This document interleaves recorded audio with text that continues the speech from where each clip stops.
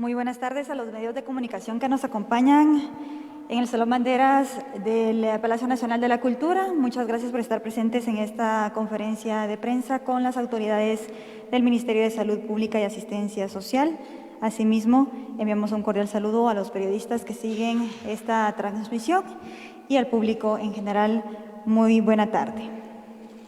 Para dar inicio con la conferencia de prensa prevista para este lunes 1 de junio, quiero presentarles a las autoridades que nos acompañan en la mesa principal.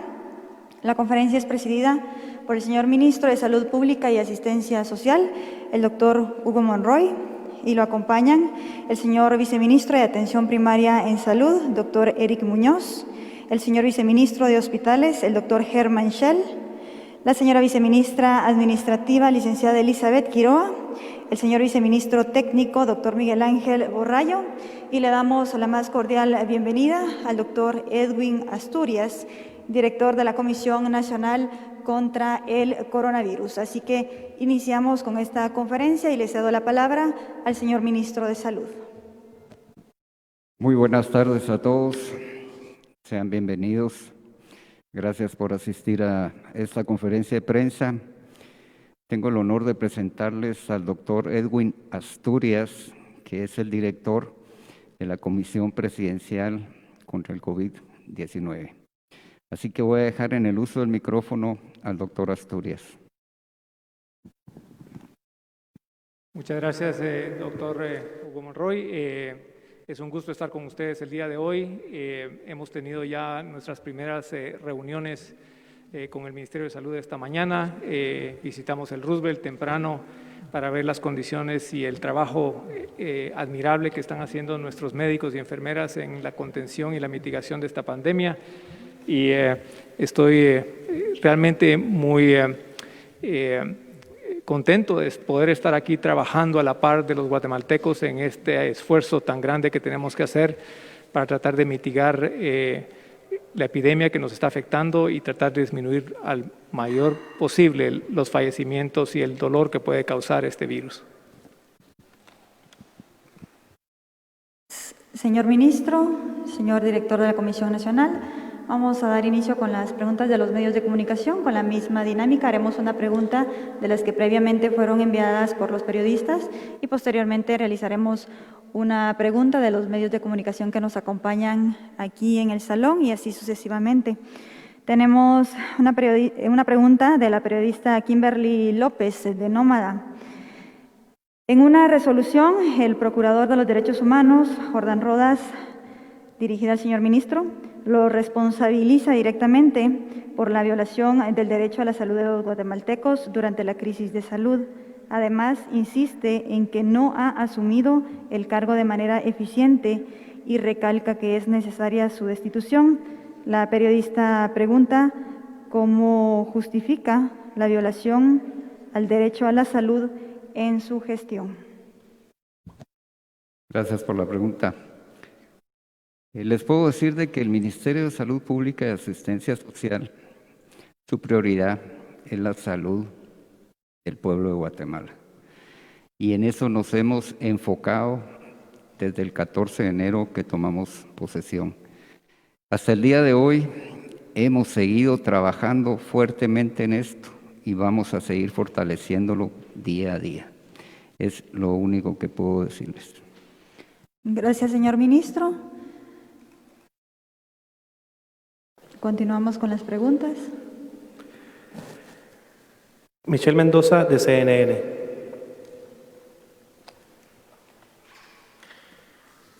Gracias. Tengo dos preguntas. Buenas tardes. Bueno, serían tres, pero vamos a darle la oportunidad a los colegas. Ministro, ¿me puede usted ahora sí decir cuántas son las pruebas que están pendientes y cuáles son las pruebas que tienen en cuanto a casos nuevos, hablando ya en una totalidad? Señora Viceministra, disculpe, rápidamente quisiera que usted nos pudiera explicar por qué no se les ha pagado a los médicos. Usted me dijo el jueves pasado, que el viernes pasado, que se les había acreditado a los galenos. Minutos después ellos se comunicaron directamente con nosotros para decirnos que no se les ha hecho efectivo el pago. Uno de ellos dejó su trabajo hoy por una situación de trámite. Vamos a la misma pregunta. ¿No es más fácil que ustedes puedan delegar a personal que se haga cargo de atender estas necesidades que son administrativas para dignificar el trabajo que están haciendo los médicos. Y la última, señor comisionado, después de estas reuniones que usted tuvo durante este día y los últimos días, que ya tiene noción sobre la situación real que está sucediendo en la red hospitalaria pública, la concentración y la falta de entrega de pruebas por parte del Laboratorio Nacional, yo le quisiera preguntar, ¿por dónde empezar? ¿Cuál es ese plan que usted tiene para podernos ayudar a los guatemaltecos con lo que aparenta ser una crisis bastante grande? Y si también usted ha tenido la idea de poder desconcentrar estas pruebas para permitir que se pueda agilizar la entrega de resultados de COVID-19. Gracias. Gracias, Michelle. Con respecto a su primer pregunta, voy a dejar el uso del micrófono al doctor Miguel Ángel Borrayo, que es el que se encarga de todo esto en el Ministerio de Salud Pública. Muy buenas tardes. Muchas gracias por la pregunta. Aprovecho realmente para aclarar una serie de situaciones con respecto a las pruebas. Contamos actualmente con una serie de pruebas de laboratorio. Algunas de ellas son procesables en varios laboratorios y algunas de ellas son procesables única y exclusivamente en el Laboratorio Nacional de Salud. Eso nos brinda la oportunidad realmente de adquirir diferentes tipos de pruebas porque no podríamos depender exclusivamente de una de ellas porque al momento de que se agotara en el comercio nos quedaríamos con dificultad. Creo que el tener varias alternativas nos da la oportunidad de poder hacer varias pruebas y realmente nuestro interés ha sido cada día hacer más pruebas. Masificación no es el término todavía que quisiéramos utilizar. Hemos pensado en masificar exclusivamente ciertas áreas. Por ahí había algunas preguntas con respecto a maquilas. Ese es un gran ejemplo. El momento en el que vimos que estaba brotando una serie de casos en esa maquila, se hizo una masificación únicamente de la gente que estaba dentro de la maquila. Eso nos permitió hacer un diagnóstico. En ese momento fueron 900 muestras de hisopado que se hicieron en la maquila. No quisimos pensar en que masificación sea una maquila que esté en Villanueva y hacerle a toda Villanueva, o pensar en que como Villanueva es parte de un municipio de la ciudad, hacerle a toda Guatemala, el departamento de Guatemala. No, si nosotros vamos a masificar muy selectivamente para optimizar los recursos y poder tener los casos realmente positivos y darles un tratamiento más adecuado. Gracias. Señora. Con respecto a su segunda pregunta, Michelle, la licenciada Quiroga será la que conteste. Gracias. Señorita Mendoza, muy buenas tardes, al igual que a los señores de los medios de comunicación que nos acompañan. El viernes de la semana pasada que tuvimos una conferencia acá en este mismo edificio, yo les hice del conocimiento general que se había hecho lo que nosotros denominamos la gestión del CUR de pago para los médicos que ya habían presentado todos sus documentos. Este proceso conlleva que se tenga que acreditar en las cuentas de cada uno de ellos los honorarios correspondientes. Yo tengo los registros de que eso ya fue acreditado. ¿Cómo lo tengo? Que nosotros verificamos en el sistema de contabilidad por número de NIT de cada una de las personas y ese proceso se ha completado al día de hoy. También tengo acá en mi poder una nota que envió la Dirección de Recursos Humanos, donde dice, por ejemplo, que la Dirección de Recursos Humanos asistió a los prestadores de servicio coordinando con ellos la actualización de datos ante la Contraloría General de Cuentas para que se abocaran a la planta central. Se coordinó con aseguradoras para la emisión de las fianzas correspondientes. Se coordinó el apoyo para generar la boleta del Registro General de Adquisiciones del Estado. Y asimismo se fueron llevando a cabo cada uno de los procesos con la finalidad de apoyar a los médicos, porque sabemos que ellos tienen turnos y que están trabajando intensamente en el Parque La Industria. Sin embargo, en el Parque La Industria hay una unidad que es la que se encarga de apoyarlos a ellos con estos trámites, y el día viernes, para que se pudieran realizar los pagos correspondientes, estuvo una persona directamente en el parque trasladando a la 201, que es como le denominamos a la unidad ejecutora en la planta central, todas aquellas facturas. Sin embargo, uno de los problemas que se ha dado con muchos de los médicos, y aprovecho que estamos ante los medios de comunicación, es pedirles que por favor lleguen a firmar sus contratos. Muchos no han firmado sus contratos a pesar de que esos contratos están listos. Pero también hay algunos problemas que se han ido solventando poco a poco. Por ejemplo, que los contratistas tienen problemas con sus nombres, con sus números de DPI, y esto requiere que hagan una declaración correspondiente. Eso ya no lo podemos hacer nosotros directamente. Pero lo que sí yo garantizo es que el Ministerio de Salud ha apoyado todos estos procesos con la finalidad de que ellos cuenten con su pago. Gracias. ¿Cuántos médicos han sido contratados? ¿Cuántos médicos han sido contratados hasta la fecha? ¿O ya recibieron su pago exactamente? Si usted tiene listado ahí, nos pudiera decir nada más el número que ya tienen ustedes registrado. Sigo manteniendo el dato que les había dado la semana pasada, que hay 44 personas y que se hizo una acreditación de 1.202.429.38 para cubrir los días que correspondían a marzo, abril y mayo. Todavía se sigue trabajando en este proceso porque los médicos siguen entregando sus facturas y sus documentos. Gracias. Comisionado. La situación actual, creo que hemos llegado al momento que hemos estado temiendo por varias semanas. Es claro que estamos en un momento crítico. El número de pruebas positivas que tenemos nos indica que hay una transmisión ya bastante constante en la población. Esto nos lleva ya a la manifestación que estamos viendo en los hospitales, de la saturación de algunos hospitales, el hecho de que nuestros médicos están trabajando jornadas constantes para poder manejar esta epidemia.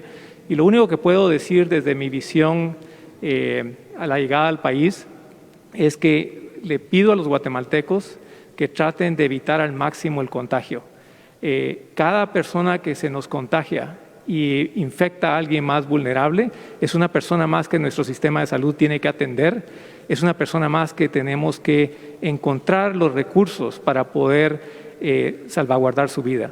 Y les ruego que realmente eso sea un trabajo fuerte a nivel de población y de conciencia, de poder prevenir en lo que podamos ese contagio. En términos de las pruebas, yo creo que el viceministro Borrayo ha sido claro, hay ya una planificación de cómo levantar la capacidad de pruebas. Está tanto el Hospital Roosevelt como el Seguro Social trabajando en un programa piloto en este momento para tratar de relacionar o adicionar a las pruebas moleculares otras pruebas que pueden servirnos para aumentar esa capacidad. Y creo que hay también de parte del Ministerio una intención importante de cómo regionalizar esa capacidad en las próximas semanas.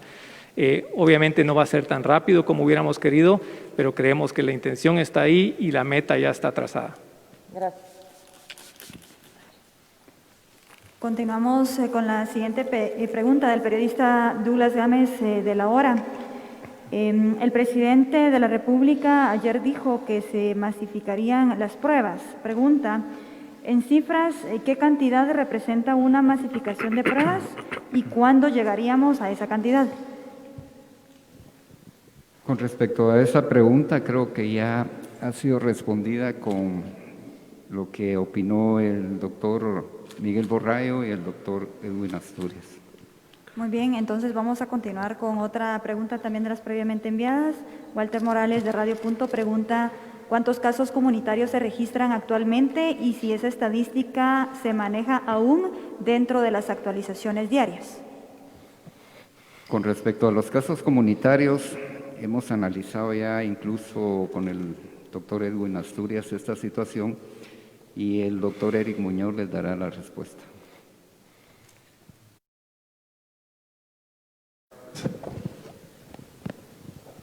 Aló, muy buenas tardes.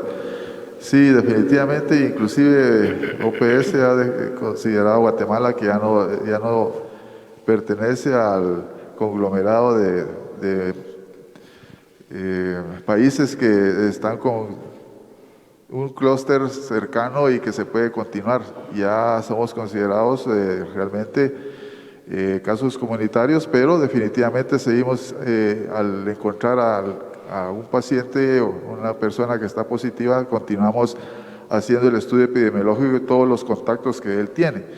Así que el estudio sí continúa siendo el mismo en cuanto a hacer un árbol de estudio hasta una cuarta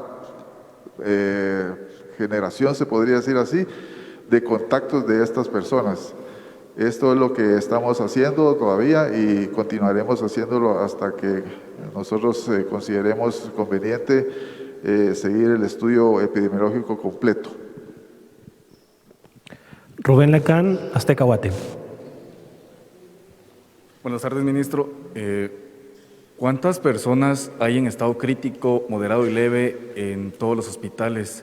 Y bien, la otra pregunta, ¿cuántas personas están en cuarentena? Para el doctor Asturias, ¿cuáles son las medidas que va a tomar para aliviar la saturación de pacientes en los hospitales que atienden COVID-19? Gracias por la pregunta. Sí, con respecto a esto, hemos estado analizando toda esta situación con el doctor Germán Schell y será él quien les dé la respuesta respecto a esto.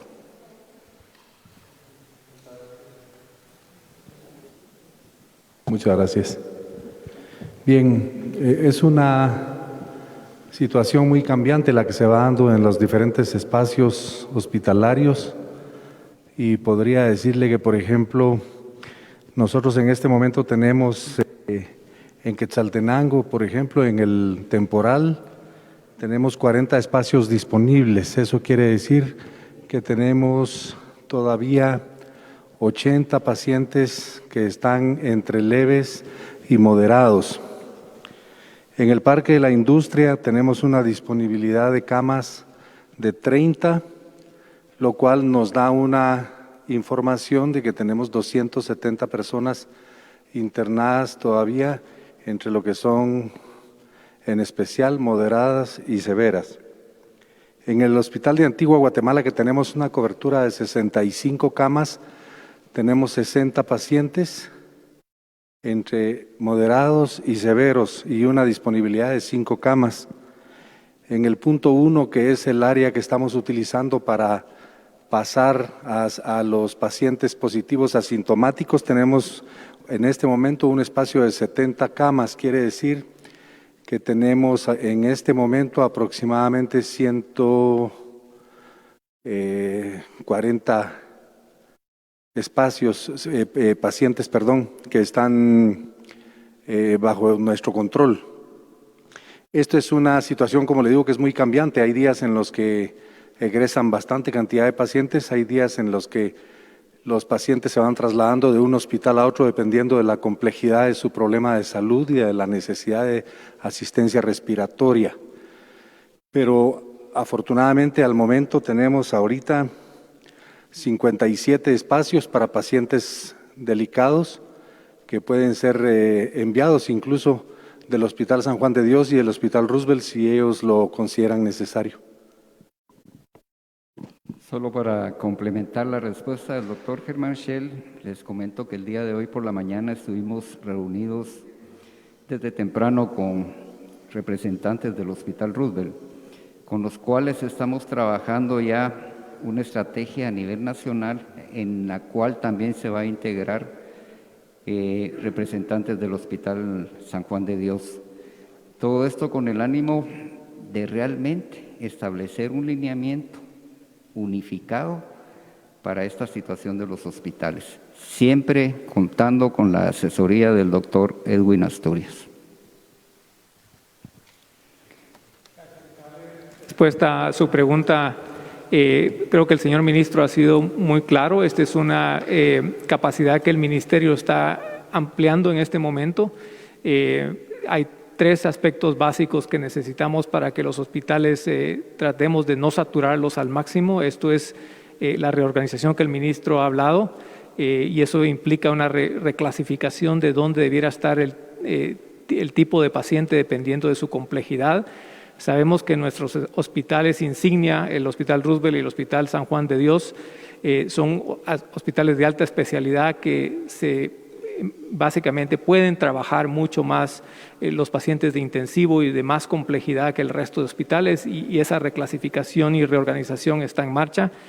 Y segundo, necesitamos recurso humano, y el recurso humano creo que hay un trabajo importante que estamos tratando de hacer con las universidades, con el Colegio de Médicos, y con médicos jóvenes que están afuera y han salido de las diferentes especialidades para tratar de reclutarlos al sistema, para apoyar al equipo de médicos y enfermeras que están ya en la línea de trabajo frontal y que necesitan el apoyo en este momento. ¿Cantidad de recurso o de personal médico que necesitan en estos momentos para atender la emergencia COVID-19? Lo que podemos estimar en este momento es que probablemente necesitamos un 20% más del personal que tenemos por este momento, pero sabemos que este personal que tenemos en trabajo activo en este momento está llegando a un punto de saturación que tenemos que cuidarlos, tenemos que tratar de que ellos no se cansen, que los tengamos lo más sanos posibles y que evitemos realmente que ellos se infecten y perdamos su capacidad para la atención de pacientes. Por eso insisto tanto que es importante que la comunidad guatemalteca, que los guatemaltecos tratemos al máximo de seguir las indicaciones que ha dado el presidente, ese quedarse en casa cuando se puede, ese distanciamiento social, ese uso de mascarilla y ese lavado de manos son críticos en este momento para evitar que en 2 semanas tengamos más contagio de lo que tenemos en este momento. Gracias. Pregunta de la periodista Jody García de Nómada. Quisiera saber si el Ministerio de Salud realizará test masivos o verificaciones en maquilas de Villanueva. Ella consulta ya que, según le informan a la periodista, el 53% de 257 casos positivos en ese municipio provienen de maquilas. Sí, respecto a esta pregunta, yo creo que en la intervención del doctor Asturias y el doctor Miguel Borrayo fue contestado ya con respecto a esto de la masificación y el porcentaje que se dio en las maquilas. Gracias, señor ministro. Continuamos entonces. Felipe Garrán, de Noticiero Guatevisión. Buenas tardes. Primero, me gustaría saber si ya se ha establecido algún protocolo para el tratamiento domiciliar de pacientes asintomáticos y, si es así, ¿cómo se hará? Y, por otro lado, quiero saber si ya resolvieron la falla técnica en cuanto al número de muertes en el Hospital Roosevelt y cuántos muertos hay de cada hospital del país. Gracias. Respecto al protocolo domiciliar, estamos trabajando conjuntamente ya con la Comisión Presidencial COVID-19. En su momento oportuno les daremos a conocer el protocolo que se va a establecer. Con respecto a su segunda pregunta, el doctor Germán Schell va a responder.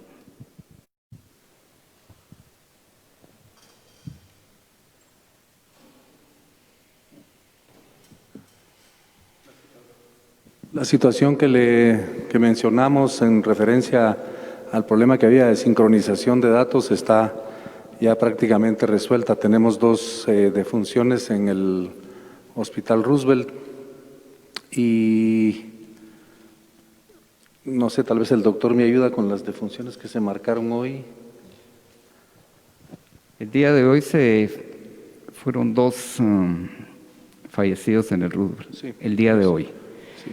Pero como decía el doctor Germán Schell, ya realmente los técnicos han hecho su mayor esfuerzo para dar la sincronización de todo esto.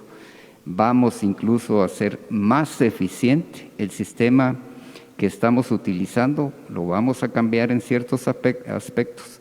Ya está el ingeniero en sistemas que está trabajando en todo esto para dar realmente una sincronización a nivel nacional. Solo, perdón, del total de muertos que llevamos hasta ahora, ¿cuántos corresponden a cada hospital? No solo los de hoy, sino del total general que llevamos. ¿Podría repetir su pregunta? Disculpe. Del total de muertos que se registran en el país desde que comenzara la pandemia, ¿cuántos corresponden a cada hospital? ¿Cuántos corresponden a cada unidad? Tengo aquí un dato, pero como le digo, todavía no se ha sincronizado. Se los haremos hacer llegar, que es del departamento de SICSA.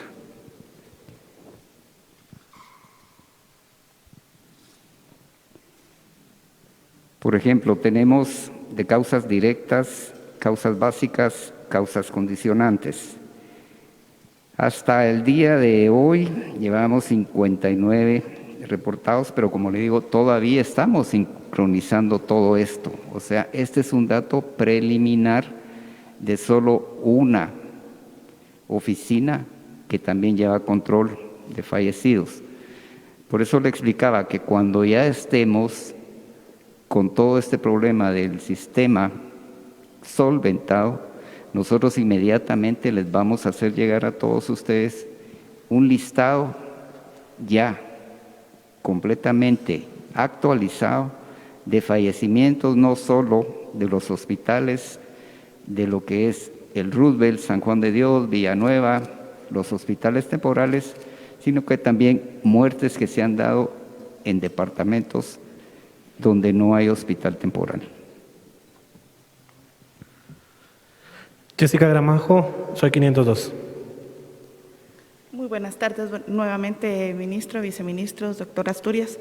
Los quiero molestar primero, doctor Borrallo, no quedó claro cuántos casos comunitarios hay. Quisiera que me aclarara un número.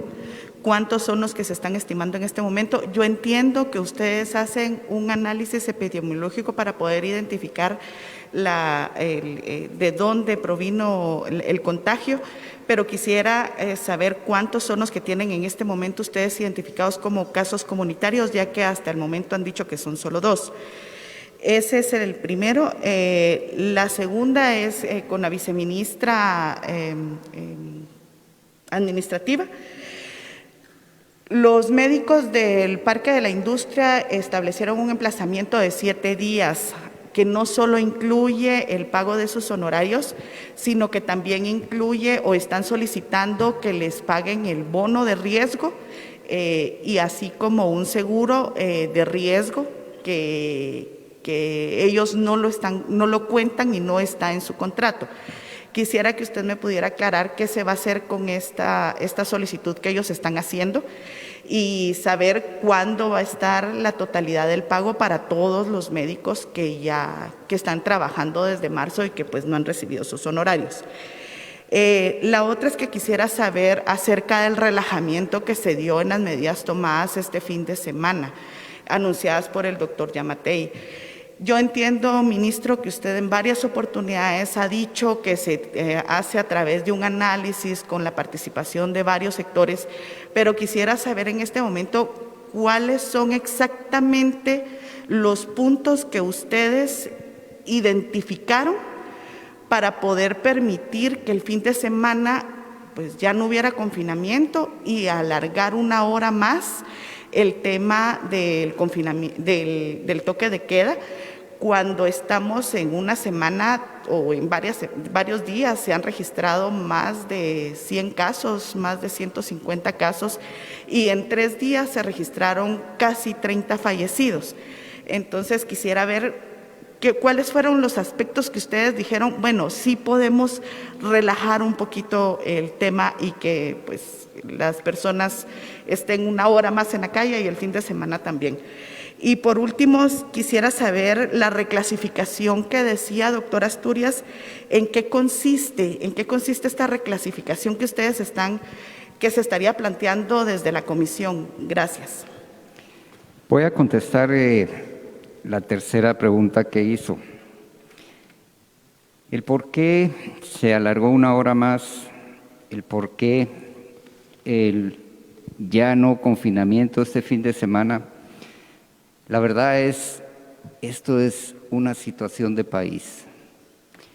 Lo que es el uso de mascarillas, el lavado de manos, el distanciamiento social y en lo que podamos evitar el contacto físico, realmente es lo que va a evitar el contagiarnos, como también lo ha dicho el doctor Asturias, pero realmente si nos confinamos, como dice el señor presidente, en las disposiciones que ha hecho, pero no respetamos las disposiciones, no usamos las mascarillas, no nos lavamos las manos, no hay distanciamiento social, por más confinamiento que exista, no vamos a lograr controlar esta epidemia. Realmente la única medida para controlar esta epidemia son las medidas preventivas, más que cualquier otra cosa. Básicamente, incluso el evitar el contacto físico es una de las principales medidas preventivas que vamos a evitar un contagio.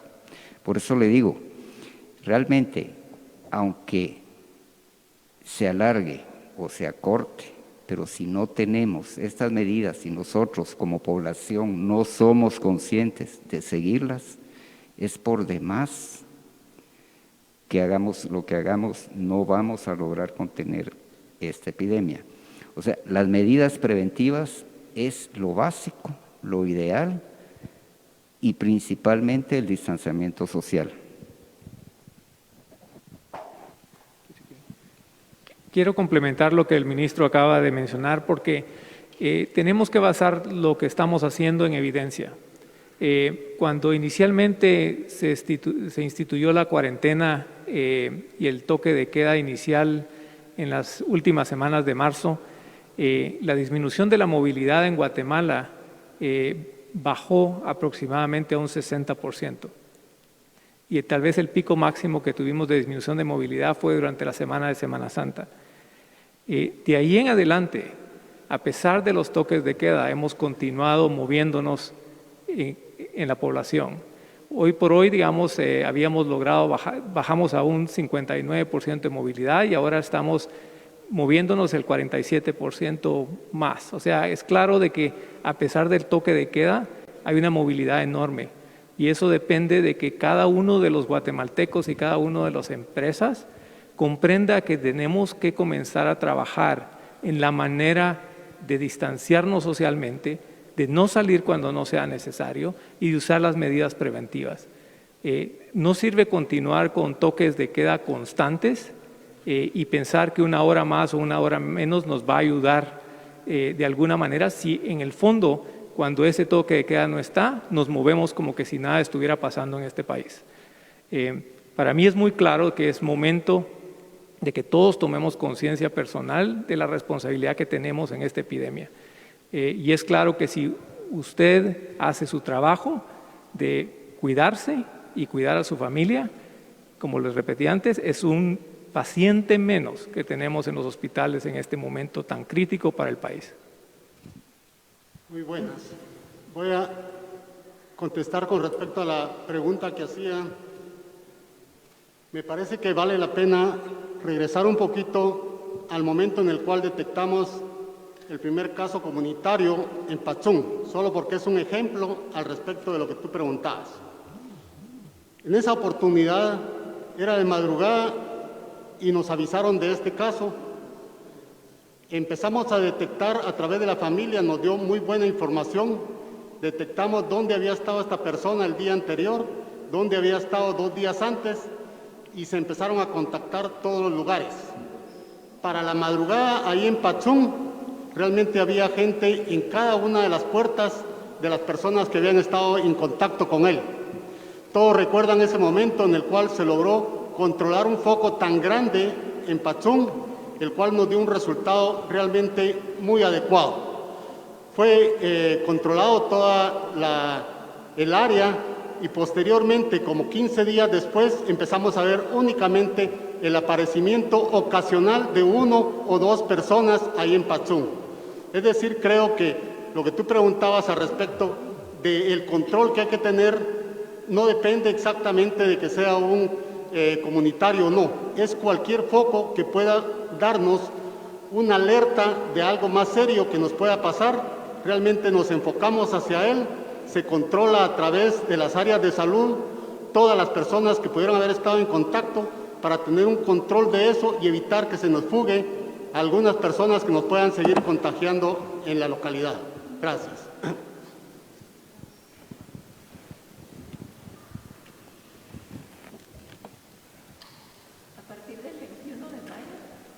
El personal médico y de enfermería del Sistema de Salud Pública y del ICS cuentan, por ejemplo, con un seguro de vida gratuito que ha sido otorgado a todas aquellas personas que tienen cuentas con Banrural. Por ese lado, podríamos decir que los médicos que están trabajando en este momento tendrían esa opción del seguro. Todos. Todos. Los médicos que tienen cuenta y el personal de enfermería que tiene cuenta con Banrural tienen este seguro a partir del 21 de mayo.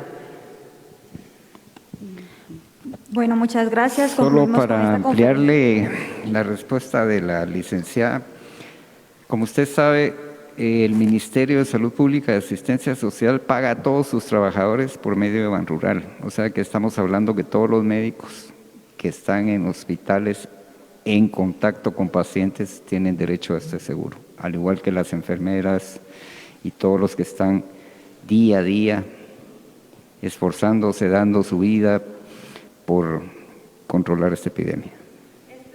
¿Seguro o también el bono de riesgo? Este es un seguro que ofreció Banrural, no es el bono de riesgo. ¿Y el bono de riesgo no se les va a entregar?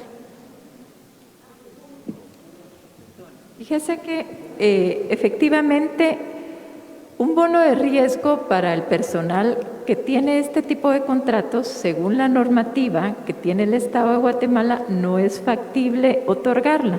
En ese sentido, se está pidiendo una serie de dictámenes que nos puedan facilitar a nosotros algún proceso para poderles dar un bono de riesgo. Porque en el Estado de Guatemala, como insisto, por la normativa que existe en este momento, no es factible hacer eso, pero estamos haciendo las consultas con los entes correspondientes y dependiendo de las respuestas que recibamos, entonces podemos proceder con este tema. Gracias. Gracias. Bueno, muchas gracias. Concluimos con esta conferencia de prensa, agradeciéndole a los medios de comunicación que nos acompañaron y despedimos en este momento al señor Ministro de Salud Pública, al señor director de la Comisión Presidencial contra el Coronavirus, asimismo a la señora viceministra y a los señores viceministros. Agradecemos a quienes siguieron esta conferencia de prensa por el canal de gobierno y por Radio TGW. Que tengan buena noche.